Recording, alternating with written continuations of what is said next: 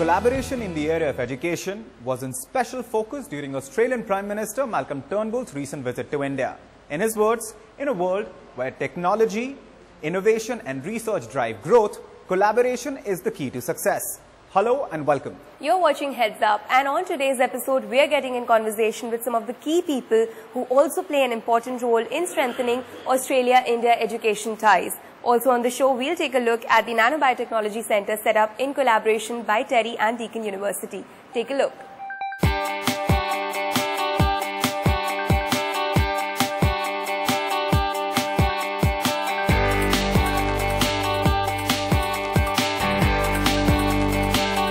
We're already working together to harness the creativity and the drive of our best and brightest minds.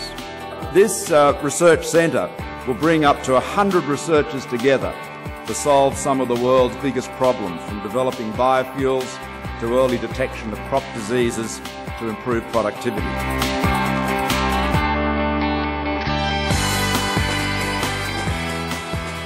I'm now joined by Australia's Education Minister, Senator Simon Birmingham. Thanks for talking to us, Minister. Pleasure. Your visit, you're leading a large delegation of education representatives. Education is a big focus area of your visit during your trip. So tell us a little bit about the kind of collaboration which Australian universities and educational institutes are looking for with India and Indian institutes.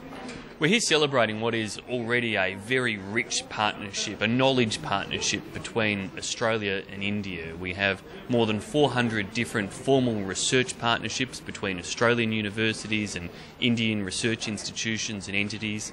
We have more than 60,000 Indian students studying in Australia, which is the second most popular country on earth for Indian students to go and study and research abroad. So we're very proud of the extent of the relationship as it currently stands, but we're also very committed to trying to build and strengthen it into the future, and particularly through new research facilities like this, which will see a two-way exchange of Ph.D. students, really taking that commitment and that activity at present to a whole new level, both in that exchange of students, but also the calibre of the research findings, which can make a huge difference in so many fields. Right. Like you mentioned that over 60,000 Indian students are studying in Australia. So apart from student exchange, what other kind of collaboration we're looking for, some recent initiatives, or also what might be in the pipeline?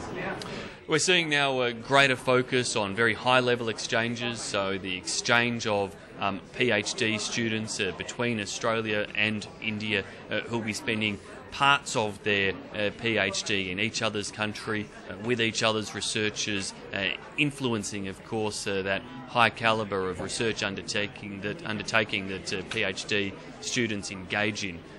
Also, investment more so through our Australia-India Research Partnership, which is the biggest such investment Australia has with any other country, which supports a whole range of different projects the likes of which could occur here at this TERI Deakin Nano-Biotechnology Centre.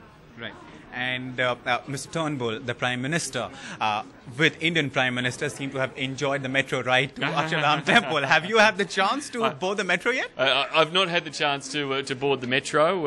I've just had the wonders and challenges of Indian traffic and roads, but it was great to see Prime Minister Modi, Prime Minister Turnbull connect in such a way. They spent far more time together than any of the schedulers had planned. They canvassed a range of issues, particularly the depth of these knowledge partnerships and the capacity perhaps for Australian universities to open more facilities, including teaching facilities here in India, creating more opportunities for Indian students, but also, importantly, more opportunities for more Australian students to come to India to make sure it's a true two-way street. True two-way street. Thank you. Thanks for your time, Minister. Thank you so much. Excellent. India's relationship with Australia has undergone considerable amount of evolution in recent few years. And with hundreds and thousands of students flying to Australia every year in search of quality education, people-to-people ties make up a crucial part of that. And to discuss that further, I'm joined by Australia's High Commissioner to India, Her Excellency Ms. Harinder Sidhu. Pleasure, ma'am. Thanks for talking to us. Thanks for having me on. India is Australia's 10th biggest trading partner. So we have a considerable amount of trade happening between the two countries. Education is also a significant part of that, considering so many Indians every year fly to Australia. So what is being done by the Australian government, especially to sort of, help this relationship grow further? Oh, well, look, that's a very good question. Thank you for asking. We've seen the Australia-India education relationship grow from strength to strength over, many years now. So last year we had over 60,000 Indian students studying in Australia. But we also are looking at building relationships between institutions now. For example, is the Deakin TERI University Nanotechnology Centre. Education relationships have to be two-way. It's not enough that Indian students go to Australia and experience Australia and all that it has to offer. But India has a great deal to offer, and we're finding that Australian students are finding India a very exciting place to go to. India is one of the most popular destinations. So under the new Colombo Plan in 2017, about 900 Australian students will travel to India either to undertake short courses of study, internships and work experience, or a combination of study courses and internships. People-to-people ties, that's a very crucial part of a relationship between two countries. And 2009 was a low point perhaps in India-Australia relationship. We saw a few unfortunate incidences of racial attacks on Indians. That's an important consideration for a student and parents. So in that regard, I mean, what would you say the overall atmosphere? What would you like to tell students who are thinking of going to Australia for studies? What would you like to tell them? The Economist Intelligence Unit, which is a very reputable organisation, published a list of the 20 safest cities in the world in 2015. And Sydney and Melbourne ranked in the top 10. So, amongst the 10 safest cities in the whole world are 2 Australian cities where many Indians go to study, and I think that that should speak for itself. Aside from that, I think we have a reputation for being very welcoming. There are over 500,000 people of Indian origin now living in Australia. I'm not sure India's cricket team will say that. Oh, very, very, very welcoming. And we're more welcoming when we win the cricket, I have to say. Oh, yes. That I can certainly agree with. So we're very, you can buy Indian food anywhere. It's part of the staple Australian diet now. So it's very comfortable, very safe, a healthy lifestyle. A place where you get a top quality education. Many Australian institutions are very high on international rankings. Yes. So, it sort of ticks all these boxes as well. In fact, that's what I really want to talk to you about also. The value proposition, the advantages for an Indian student when it comes to studying in Australia. What does the degree add? Oh, well, it adds an awful lot. So for a start, you have an English language degree, and so, that's a natural pull. The second is you have a high quality degree. I think just as an anecdote, my family, if you ask my father why we migrated to Australia, he would say it's for the education. It was always the big pull for us to go to Australia even then. The safe environment, healthy lifestyle and welcoming society, I think is the other one. And the other thing is actually how very innovative Australian institutions are. So your chances of actually finding employment when you return are quite high. You were mentioning about your father migrating to Australia. You must have been very young back then. I was very young, a lot younger than now.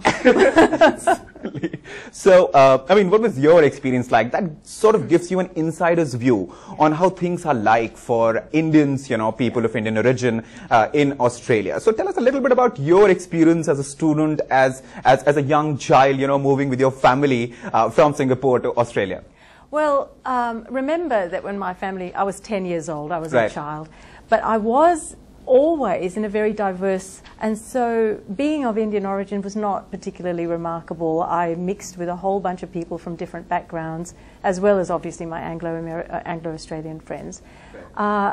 It was kind of unremarkable, you'd sort of come along and Diwali would come along and I'd explain Diwali to my friends and we would share in the celebrations. How would you do that? I mean, if you were to explain it all over again. No, my mum would send me to school with a bunch of laddus and that made me very popular, I have to say. Right. But for the rest of it, actually, what does it mean to be Australian? All of us were Australians, no matter what our background. One thing which I definitely want to talk to you about is your India experience. The thing I really enjoy about India, I have to say, is just how very modern it is. I hadn't expected that. I think we all come to Australia, come to India with a bit of baggage about India being the stereotypes. Kind of very old-fashioned and not as modern as you would think. Right. But the uptake of technology, the modernity of the outlook of the people, that's been the great surprise and the great pleasure of being here. Right. Pleasure talking to you, Your Excellency. Great to talk to you. Thank you so much for talking to us. Thank you. Now we have with us Professor Jane Den Hollander. She's the Vice Chancellor of Deakin University, Australia, and we're going to talk to her all about the new partnership between TERI and Deakin University, the Nano-Biotechnology Centre, and its impact on ongoing research in India and abroad, of course. Jane, welcome to the show. Very nice to be here. Jane, Michelle. I have read that the centre is focused at creating a deeper understanding of nanobiotechnology in academia and, of course, in research. How do you aim to do that? Okay, well, if you think of the great moral challenges of our time, climate change, water, how are we going to feed a growing global population? Right. And then you bring it back a step to two countries, India, a vast population, one of the great superpowers, with limits on what they have as their resources. Australia, a vast country with very few people, with very adverse climatic conditions. And there you have the beginnings of a partnership where food, agriculture, water are central to the success of both countries. Right. Nano-biotechnology, nano is the study of things that are small, biotechnology is the living side of that. Putting them together, how do we do things that will enable farmers to be more efficient, to enable farmers to get a better return on their crop, to enable us not to destroy the planet while we're growing food? And that was the genesis of the Deakin TERI Nano-Biotech Centre. Right. You also focus advanced use of nanotechnology in agriculture and biomedicine. Do you see these as very India-specific sectors, or they have a global potential? Absolutely global. Absolutely global. You know, the world has a defined amount of elements, of water, and of things that we can do to make other things. We must use them frugally. By using a nanotechnology, right, you can take the precise amount of fertilizer or the precise amount of medicine that you might need and add that to your body or to your plants. Now, what's the benefit of that? On the one hand, you only use a little bit. Right. On the second hand, you don't poison the human body, or you don't poison the plant, and you get things that you can eat and you recover quicker. Jane, let's talk a bit about the mentoring and exposure the students would get through this centre. What we've done through the centre is a great way of us learning about each other's cultures. We live in the same part of the world. Our previous Prime Minister used to call it, this is the age of the Asian century. And we see our relationship with India as one of the central tenets of what we do at Deakin. Research for the communities we serve, and here the kind of research we do is about educating our most clever people with their Ph.Ds to go on and contribute to new knowledge in the world, but knowledge and research that makes a difference to their community. And our students will come here, Indian students will go to Australia, our supervisors will come here. And you know, if there's one thing that will bring harmony to the world is our scientists and our most well-educated people showing that resilience and the exchange of ideas is what the future of work looks Definitely like. the way forward. At present, the centre can accommodate 50 PhD students. Do you have any plans to further increase the number of intakes? You're talking to a Vice-Chancellor. We always want to grow.